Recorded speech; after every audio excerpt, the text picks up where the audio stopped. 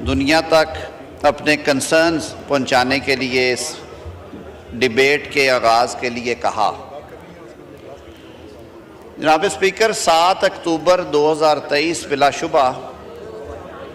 जो मौजूदा इंसानी तारीख़ है उसे एक क्राइसिस के दिन के हवाले से याद रखा जाएगा कि जिस तरह का वहशियाना अंदाज अपनाया रियासत इसराइल ने और अल एलानिया जेनोसाइड का आगाज़ किया फ़लस्तीनी अवाम की, ख़ास तौर पे गज़ा की पट्टी में, और उन्होंने जो हमारी मॉडर्न हिस्ट्री है आलमी जंगों के बाद मॉडर्न हिस्ट्री में एक नई तारीख़ रकम की है इस जुल्म और बर्बरियत की, कि जो कंसेंसस के साथ कम से कम जो फिगर्स आ रहे थे उनके मुताबिक इन 17 माह में अब तक तकरीबन जो कंफर्म्ड फिगर कहते हैं 65,000 है, कोई ऊपर नीचे, लेकिन फिगर्स इससे ज़्यादा भी हैं, बेगुनाह जो फ़लस्तीनी हैं जिनमें बच्चे, ख़वातीन और सारे सिविलियंस शामिल हैं, वो इस जंग के लुक़्मा-ए अजल बने। अगर इजाज़त हो तो बड़े संजीदा टॉपिक पे बात कर रहे हैं और कमोबेश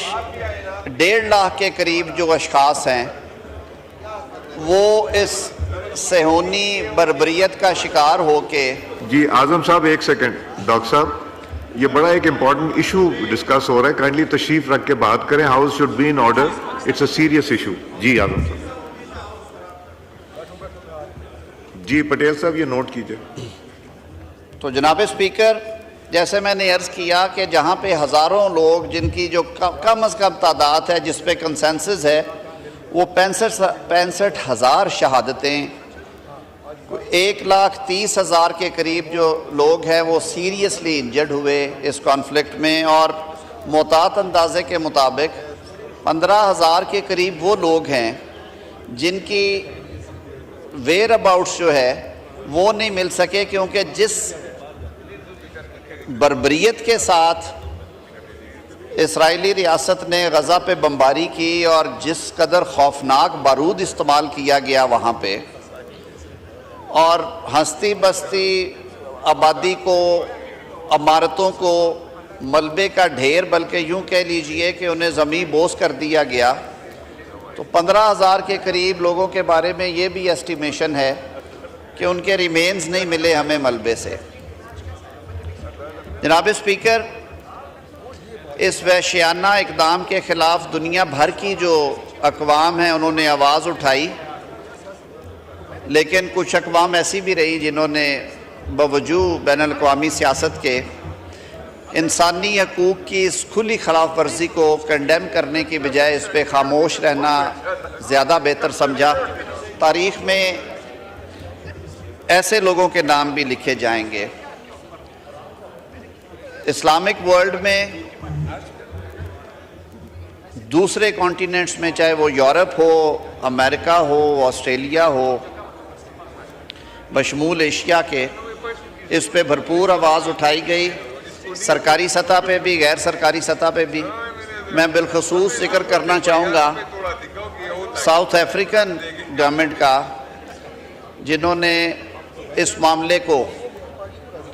इंटरनेशनल कोर्ट ऑफ जस्टिस में ले जाने का फ़ैसला किया और फिर उन्होंने वहाँ पे प्रोसीडिंग्स की। हुकूमत पाकिस्तान मसला फ़लस्तीन पे रोज़े अव्वल से अपना एक व्यू पॉइंट रखती है, और हम आज भी समझते हैं कि दुनिया भर में जहाँ जहाँ पे लोग अपने हक़ खुद इरादियत के लिए जद्दोजहद में मसरूफ़ हैं, उनकी आवाज़ डायलॉग से तो आप रोक सकते हैं, रिज़ॉल्व कर सकते हैं,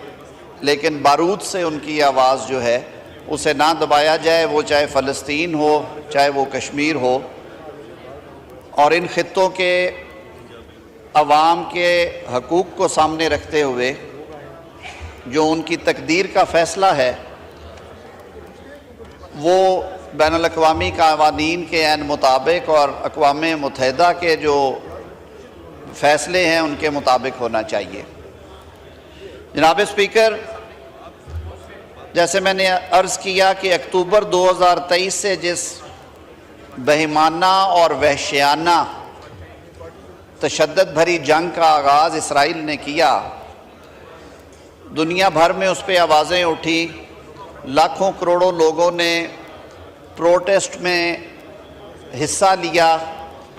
मासूम बच्चे, बेगुनाह ख़वातीन, सिविलियन पॉपुलेशन, बुज़ुर्ग, बूढ़े, बिला तख़सीस जेनोसाइड का ये जो अमल है वो जारी व सारी है। और इस बर्बरियत में कमी तो कम हुई लेकिन दिन ब दिन इजाफ़ा ज़रूर हुआ।